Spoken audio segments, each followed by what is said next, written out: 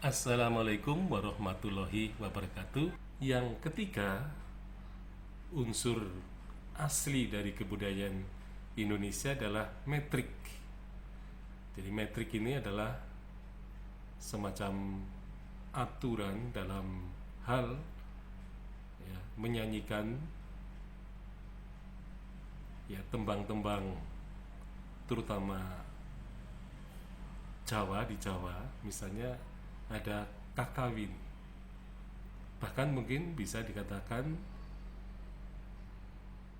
yang pertama adalah parwa. Jadi di Jawa, pada masa Jawa kuno, bangsa Indonesia terutama orang Jawa mengenal karya yang disebut sastra parwa. Jadi sastra parwa itu merupakan sastra terjemahan dari kisah Mahabharata dan Ramayana. Disebut sastra parwa karena yang ditemukan paling banyak yaitu terjemahan Mahabharata yang disebut bagian-bagiannya dengan sebutan parwa, sehingga disebut sastra parwa. Nah, sedangkan yang ditemukan untuk Ramayana yang terdiri dari 7 kanda itu hanya satu saja yang bisa bertahan pada masa sekarang, sehingga karena kanda hanya satu, parwa mungkin ada 8 atau lebih dari 18 parwa. Nah, sehingga kemudian para ahli sastra menyimpulkan bahwa itu adalah karya sastra parwa. Nah, sastra parwa menurut orang Jawa itu disebut mocoji. Nah, karena ada moco roro. Nah, moco roronya adalah kakawin, yaitu tembang atau metrem Jawa kuna, yaitu tembang berbahasa Jawa kuna yang memang sebenarnya merupakan pengaruh India, yaitu kawya. Dari kata kawya kemudian muncul bahasa kawi, kemudian sastra kawi, dan kemudian penulisnya disebut Rakawi. Nah, di sini kakawin disebut mocororo. Nah, sedangkan moco telunya adalah kidung, yaitu kidung-kidung yang ditulis pada masa akhir Majapahit, yaitu cerita sejarah mengenai Majapahit yang ditulis dalam bentuk karya sastra yang berbeda dengan yang ada di Jawa.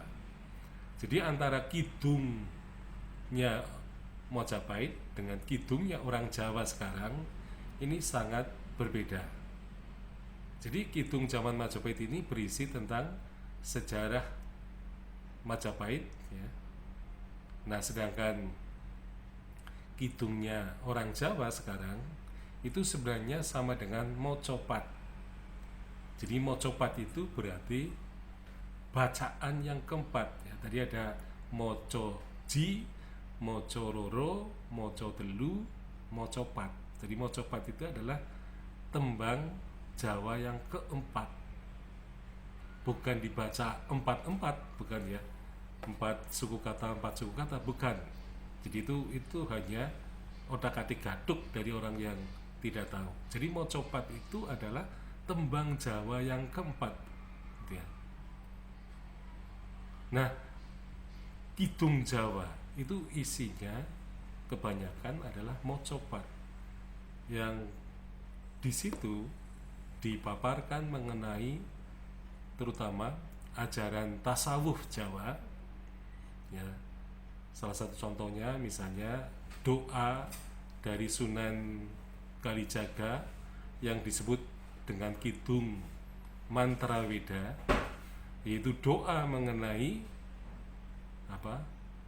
ketika malam agar kita tidak mendapatkan gangguan jin atau setan, termasuk penyakit-penyakit yang tidak bukan penyakit fisik gitu ya. Jadi ini permainan dukun dan sebagainya itu bisa dimuntahkan dengan pembacaan kitab mantra Weda, gitu mantra Weda ya, selama sepanjang 11 kali ya.